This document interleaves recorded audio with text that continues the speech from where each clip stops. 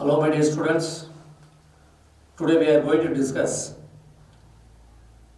the radius of nth orbit of an electron and also its velocity by using the Bohr's postulate, by using the Bohr quantization condition.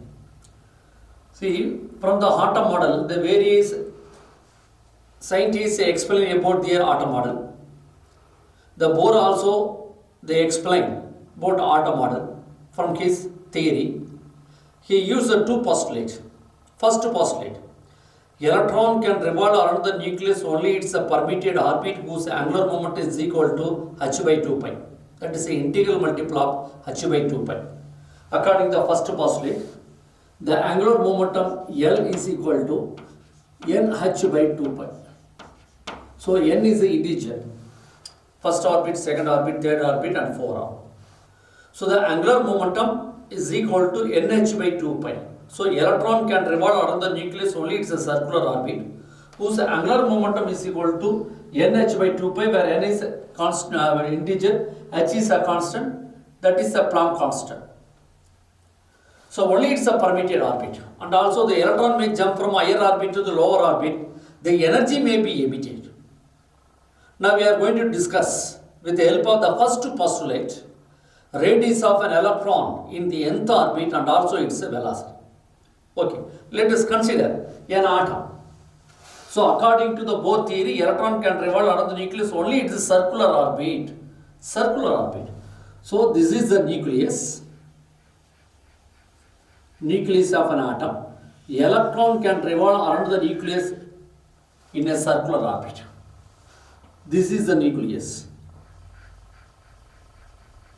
This is the electron. So the distance of electron from the nucleus is r. Now we are going to consider not a first orbit, nth orbit, any one of the orbit, or n. Here the electron revolves. So this is velocity of electron in nth orbit. Nth orbit. So Z is atomic number.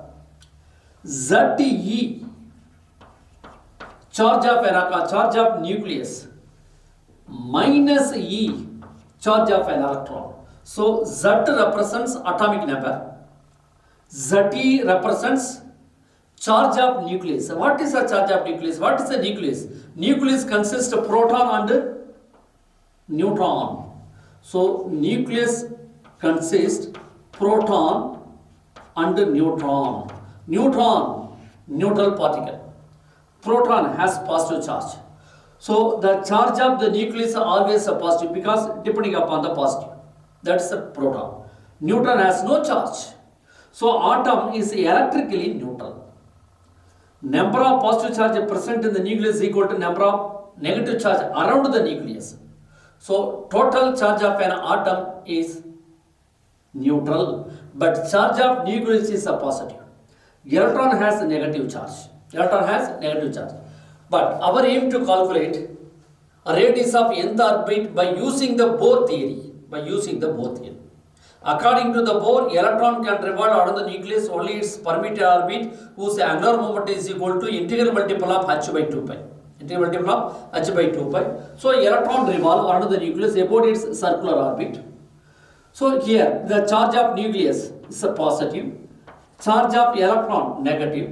So by using these two charges, there may be the force exist between nucleus and electron by using the Coulomb's theorem.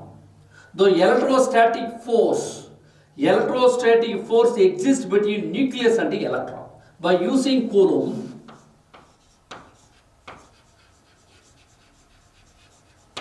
the force exists between nucleus and electron. That is the electrostatic force. So that force F is equal to, we know that force F is equal to 1 by 4 pi epsilon naught Q1 Q2 by R square. The force of attraction between two charges directly proportional to the product of the charges, inversely proportional to square of the distance. So the distance between the two charges, electron and nucleus, Rn.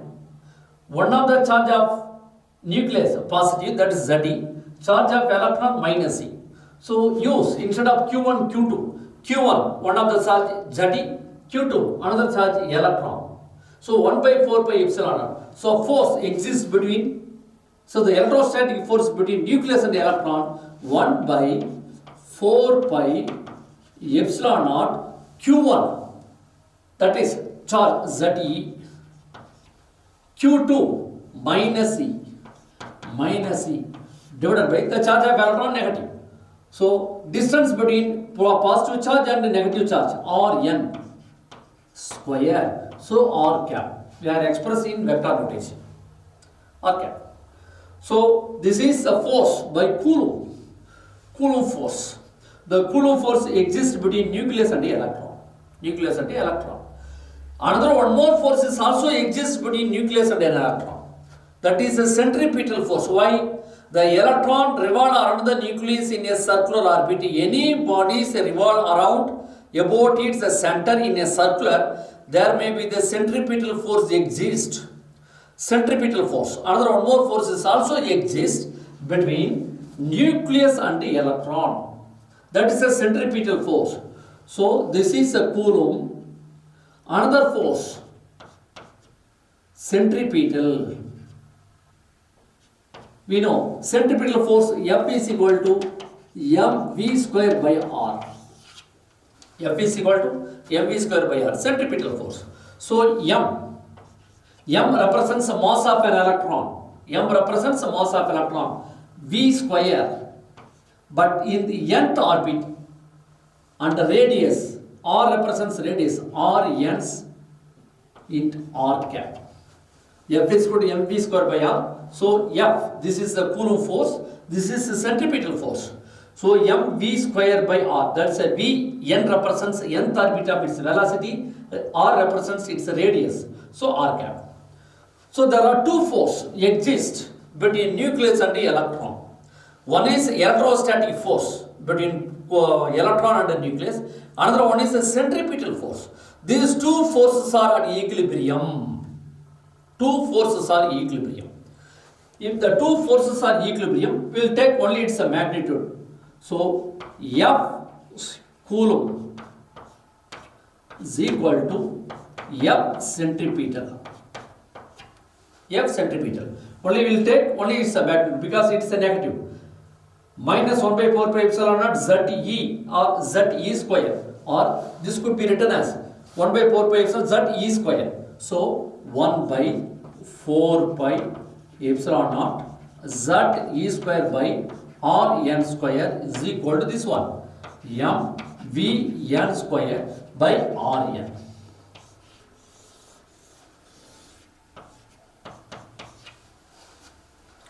The two forces are equilibrium. But our aim to calculate radius of nth orbit. See Rn, we have to calculate. Don't cancel this Rn and Rn square. We require something. Because in this equation, mv square by Rn, our convenient, you multiply and divided by mass of an electron. So 1 by 4 pi epsilon naught Ze square by Rn square is equal to m square Rn square by mRn. That's a v, not Rn, it is a v. It's a vn square. So in this part, in centripetal force, multiply and divide by mass of an electron. So it is 1 by 4 pi epsilon Z square by Rn square is equal to m square vn square divided by mRn. So we need Rn. Radius of nth orbit. Now calculate Rn. Cross multiple 4 pi epsilon naught Rn square, m square, vn square. 4 pi epsilon naught Rn square, m square, vn square divided by m Z square, or Ze square into m, or Rn is equal to 4 pi epsilon naught Rn Vn m, the whole square divided by Ze square into m. Rn m Vn. So total whole square.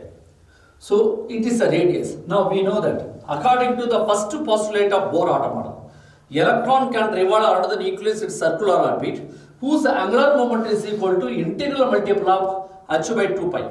Integral multiple of h by 2 pi.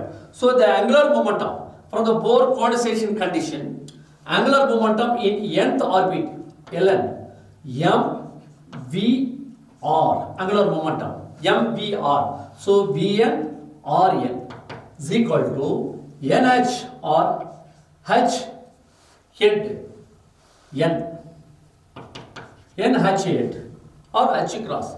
So h cross is equal to or h head is equal to h by 2 pi. ln is equal to m v n Rn. m v n Rn. So m v n Rn is equal to n h head or n h cross. So Rn is equal to 4 pi epsilon naught Rn Vn m.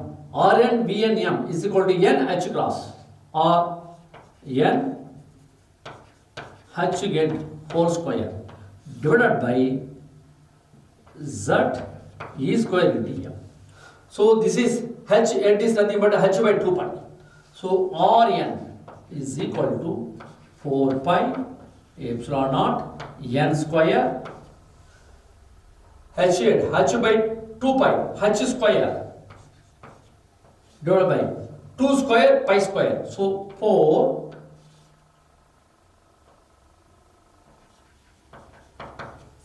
pi square, again the denominator, so z e square m, z e square m.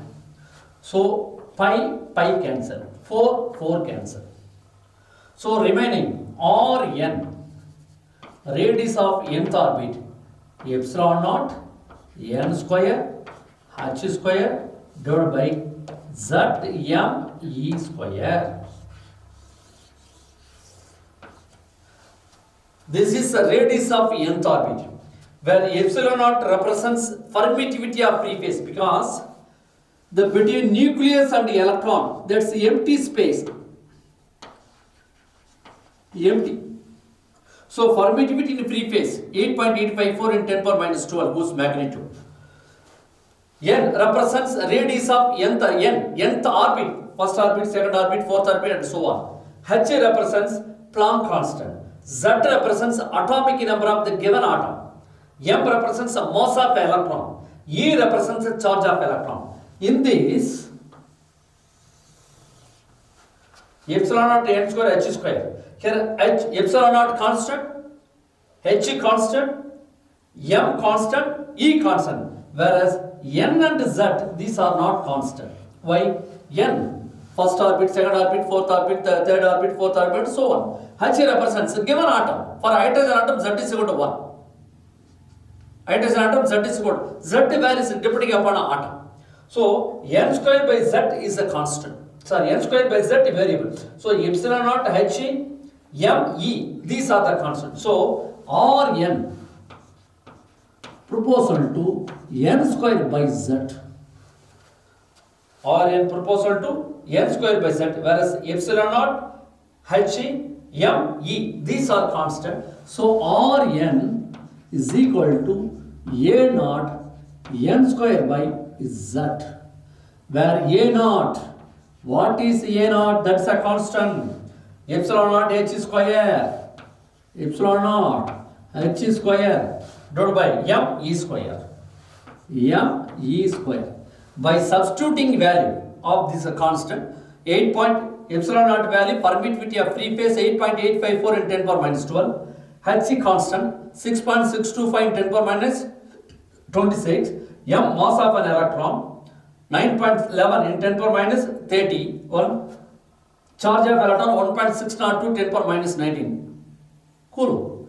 So epsilon naught constant, h constant, m constant, e constant. By substituting the constant value in above value, so a naught is equal to 0.529 Armstrong. 1 Armstrong is equal to 10 power minus 10 meter.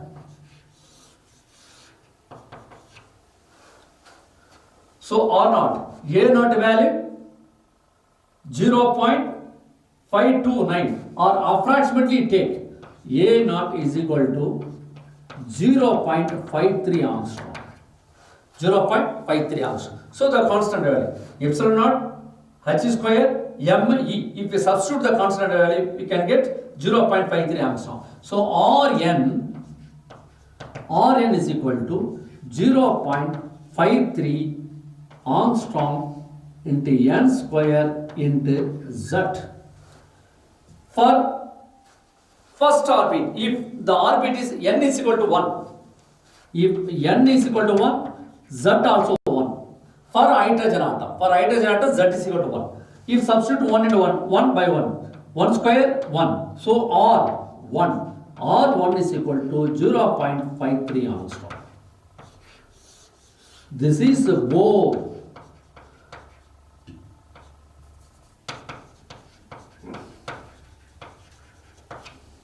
Bohr radius. Bohr radius always take the minimum value, minimum orbit. That's the first orbit. First orbit 0.53 angstrom. It's a Bohr radius. 0.53 angstrom is a Bohr radius. The first orbit. So the first orbit of an electron from the nucleus in a hydrogen atom 0.53 angstrom distance. 0.53 angstrom. Suppose second orbit. This is the first orbit. This is second orbit. How much distance? Second orbit. It is R2. How to calculate the R2? R2 from this equation. 2 square by 1. 2 square by 1. So R2 0.53 angstrom 2 square by 1. That means 0.53 angstrom into 4. Or 0.53 angstrom nothing but what? A naught. So R2 4 A naught. R2 4 A naught. If you multiply 4 into A naught, 0.53, 2.12 we can get radius of the second orbit. Similarly, radius of the third orbit, n square for hydrogen atom. We are taking only for hydrogen atom.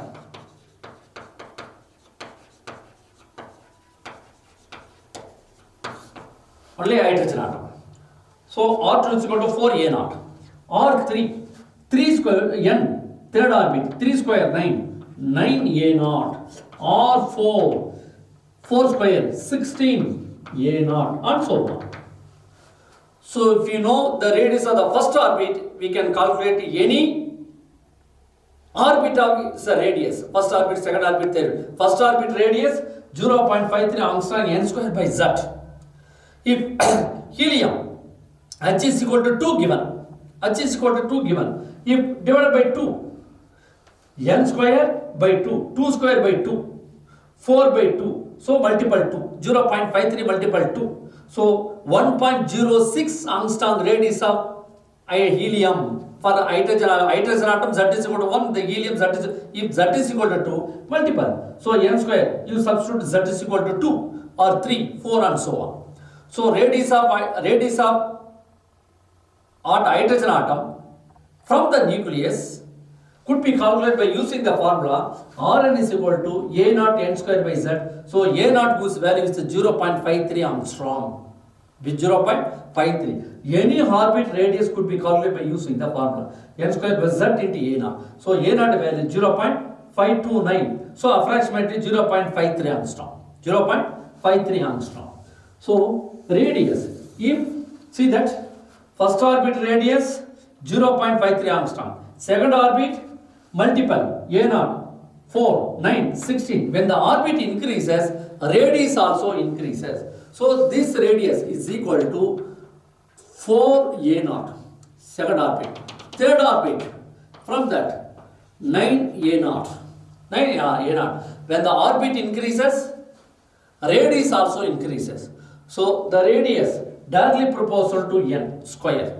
Radius directly proportional to n. That's the principal quantum number for given atom. So Rn proportional to n square. Rn proportional to n square for hydrogen atom. Rn proportional to n square. When the radius increases, orbit increases, radius also increase. By using the Bohr's quantization condition, we know that Bohr quantization condition Ln. L. Angular momentum is equal to integral multiple of h by 2 pi. Integral multiple of h by 2 pi. We know that L is equal to mvr. L is equal to mvr. So Ln is equal to nh by 2 pi or L is equal to mvr.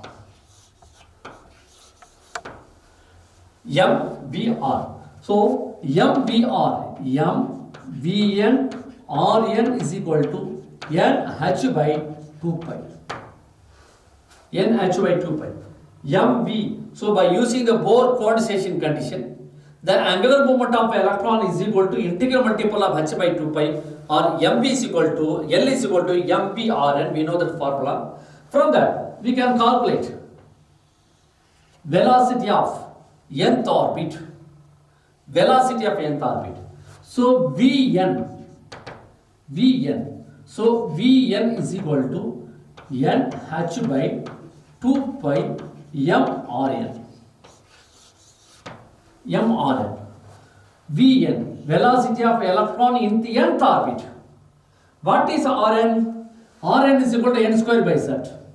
Rn is equal to n square by z. So Vn is equal to nh by 2 pi m. Instead of Rn, substitute n square by z.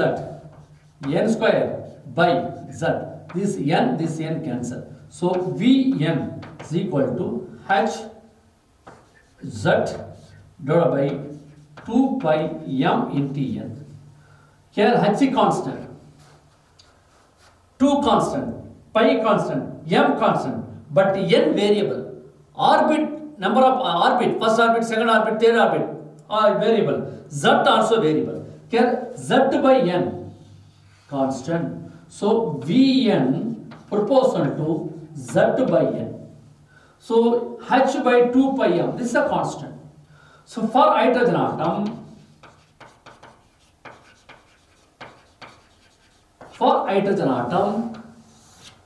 Vn proportional to 1 by n. V proportional to 1 by n. For Z is equal to 1. For hydrogen atom, Z is equal to 1. We are considering only the hydrogen atom. If we want to take only the helium atom, you can continuously take helium atom. Helium atom, the atomic number Z is equal to 2, 2, 3, 4, whatever may be the atom. So we are considering the atom, hydrogen atom, atomic number Z is equal to 1. So when Z is equal to 1, Vn proportional to Z by n, or Vn proportional to 1 by n. So velocity and orbit inversely proportional. When the orbit increases, first orbit, second orbit, third orbit. When the orbit increases, velocity of electron decreases. Velocity of electron decreases. So when orbit n1, n2, n3, n4 and so on, velocity decreases. But whereas when the orbit increases, radius increase. First orbit, second orbit, third orbit, fourth orbit. When orbit increases, radius increase, whereas velocity decreases. So velocity inversely proportional to principal quantum number. Velocity inversely proportional to principal quantum number. When the orbit increases, velocity decreases. See in this curve, this is a n represents orbit, v represents velocity. When orbit increases, first orbit, second orbit, third orbit, velocity decreases. So the curve like this. This is a rectangular hyperbola. It is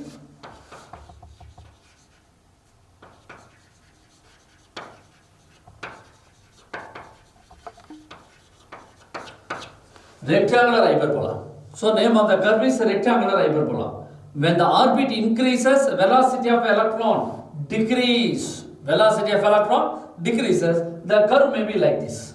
Curve may be like this. So rectangular hyperbola.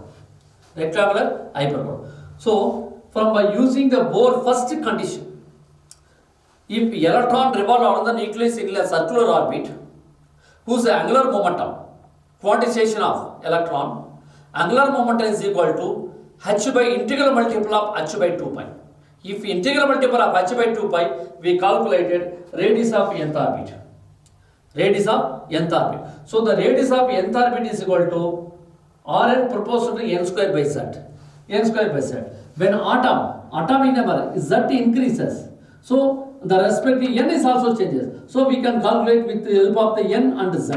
For we are considering only the z. Hydrogen atom, z is equal to 1. For helium, z is equal to 2. Lithium 3 and 4, so on. Whatever may be.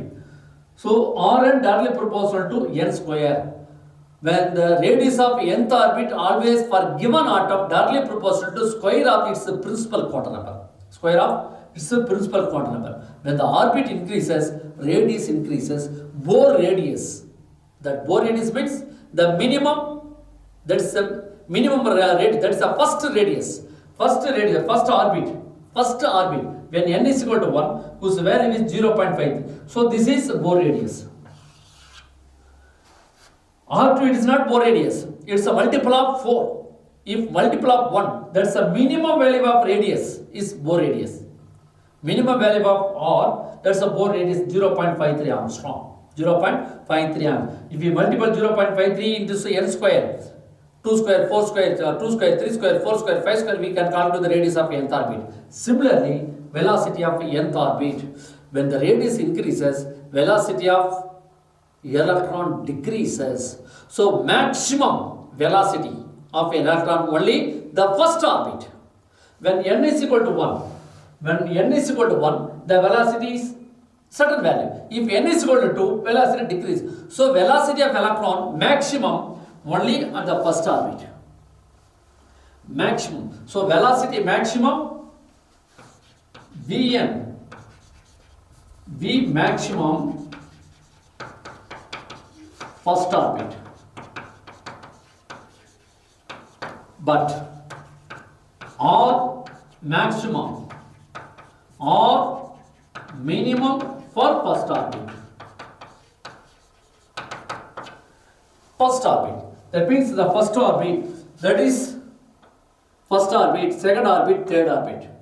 This is called ground state. First orbit is called ground state. These are all excited state. Other than the ground states are called excited state. So first orbit, n is equal to 1. First excited, n is equal to 2. So the maximum velocity of an electron only in the radius, first orbit. But the minimum radius of an electron, the first orbit. When the orbit increases, velocity decreases. When orbit increases, radius increases. Radius directly proportional to square of the principal number, square of the principal quantum number, but velocity inversely proportional to principal quantum number. So orbit increases, velocity decreases. Orbit increases, radius increase. So this is calculated by using the Bohr's quantization condition. So next class we will discuss about energy of an electron, the respective orbit. Thank you.